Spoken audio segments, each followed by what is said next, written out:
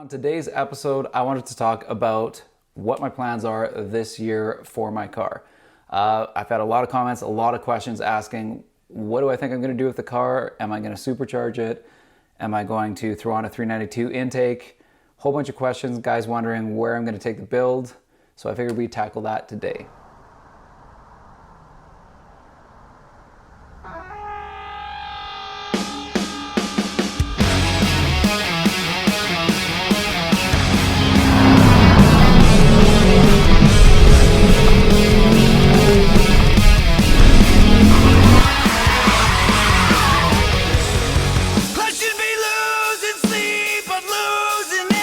So at the end of last year, after I pretty much hit all my performance goals that I had in mind when I started the build on my 2009 RT, it gave me a little bit of time over the winter when it was parked to think about what do I want to do with the car next. Now I do have a couple other crazy performance goals that I had in mind that I would like to try, but I don't think that's what I'm going to tackle at the start of this year. Now there's no question that with the Challenger lineup, with all the ridiculous amount of horsepower you can get from the factory, I mean, even if you exclude the Demon as like a halo car that's just a limited edition run, think about the Hellcat Red Eye. The amount of horsepower you can get stock in a Challenger is just insane. 797 horsepower. So it goes to show that a lot of people will try to be hitting that kind of target with their builds. And I don't blame them. When I got to drive that Hellcat Red Eye wide body for a couple days in Phoenix, I mean, that was such an unbelievably fun time. Like, those cars are unbelievable. So I get it. I get see what it does from like 20.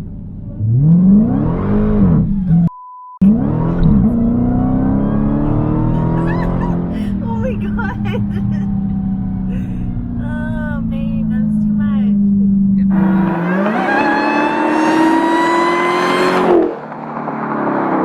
However, I don't think that's the route that I'm going to take right now with this build. So after I installed the cam in my car, you might recall a little while later I posted a video about how I had a little bit of a problem with bucking with the car.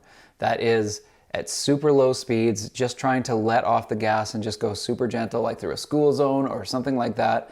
You let off the gas, the car wants to go. So when you let off, car starts surging, and then it gets a little bit of bounce back and forth.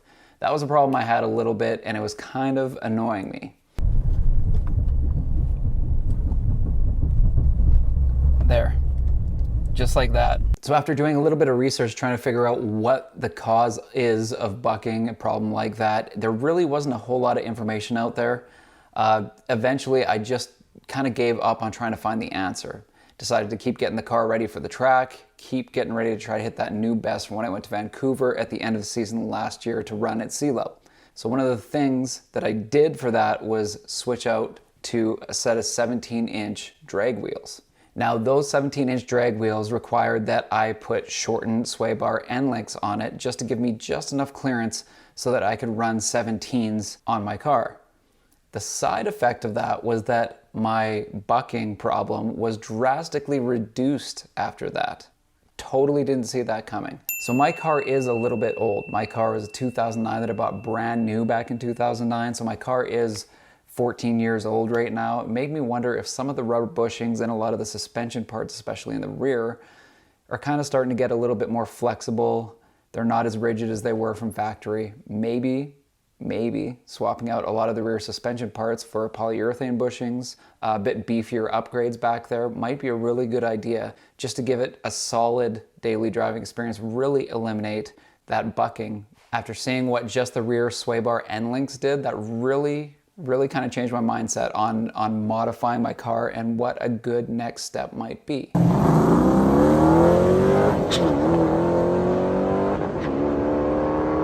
Now, part two of this is one of the things I really did want to try with my car was taking it to a track. And I'm not talking about a drag strip. I'm talking about a road course track, a racetrack. Now, as far as actually racing, the only experience I actually have racing on a track was back probably about right around 2009-ish, around the time that I bought my car.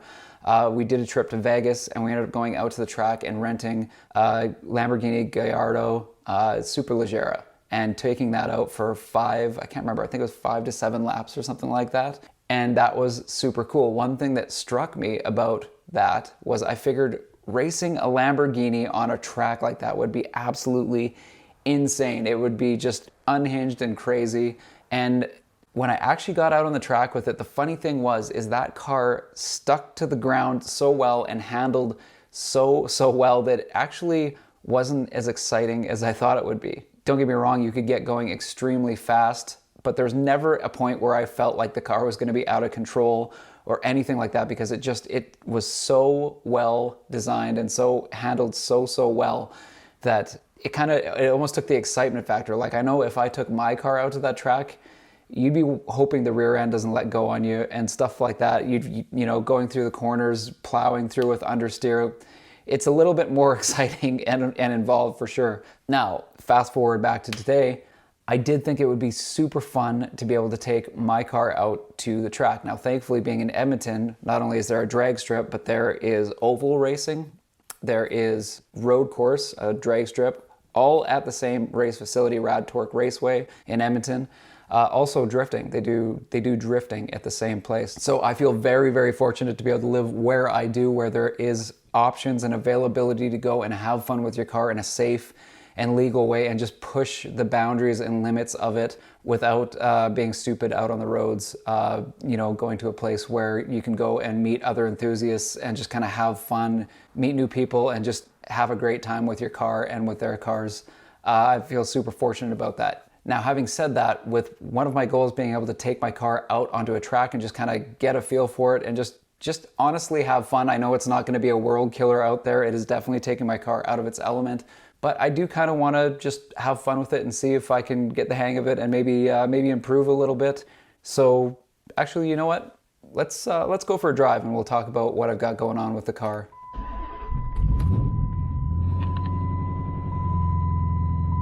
Also, to set the scene for you guys here right now, it is a super eerie and strange scene that we've got going on. It's crazy wildfires right now across my province of Alberta. It's declared a state of emergency.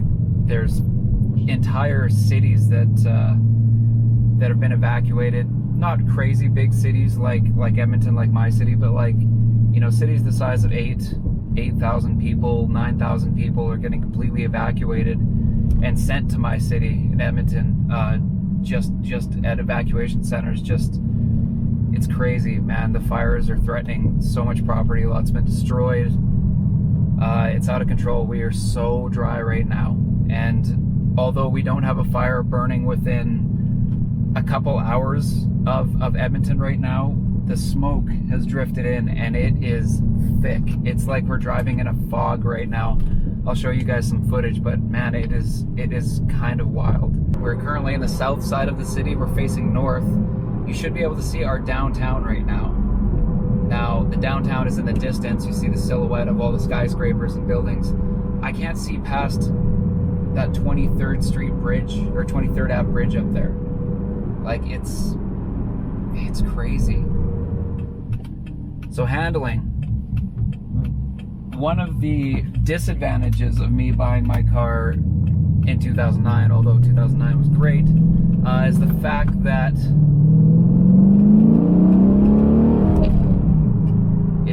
that my car didn't have as good a suspension as was updated later. Now I do have the track pack suspension in here, which gave me a little bit better brakes, which gave me a better steering ratio, the limited slip diff in the back, which I would have had from the 6-speed manual anyway.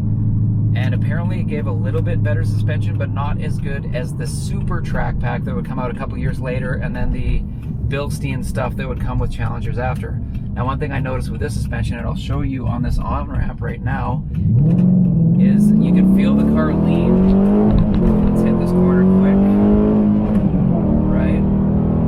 Understeer.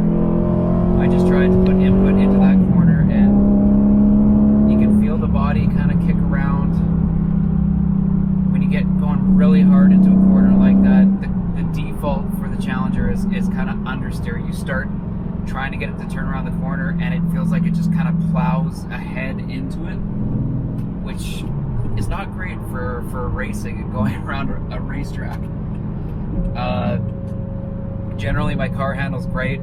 Just cruising around, driving around town. My entire province is a fairly straight line kind of province, not a lot of crazy twisties and corners and stuff like that until you get into the neighboring province of BC. Also, admittedly, I don't know a ton about road course racing. Like I say, I've done a little about it. I've been on the track, I've done a little bit of it, but I'm by no means an expert. I have a lot to learn in this.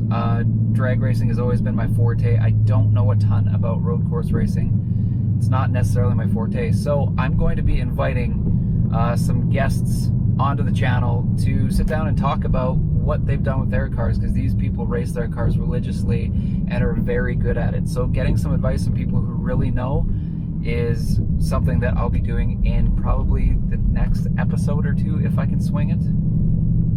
But let's hit a couple of corners here so we can see what I'm talking about. Okay. Can't go too crazy in this. The road is not super flat.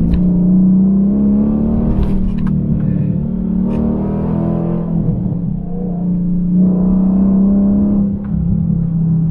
That's a lot of fun. Yeah, definitely. You can definitely feel it. Oh, puppy on the road. There you go, buddy. Go back, go back. Gotta watch out for those animals, folks. Poor puppy likes cars, you can tell that. Man, don't go on the road, little guy. Like I say though, the car does handle well, but it's just, when you really push it, that understeer and that little bit of, it's just a little more unsettled. One of the advantages that the RT does have, especially in older model RTs, my car weighs 4,100 pounds as opposed to like the 4,400 and 4,500 pounds of like the wide body Hellcat red eyes and stuff like that. So we're already at a little bit of a weight advantage there, which is nice. That does help with stuff like that. So a little bit better suspension. I think this car would be quite a fun car to take out of the track. I'm excited to check it out anyways.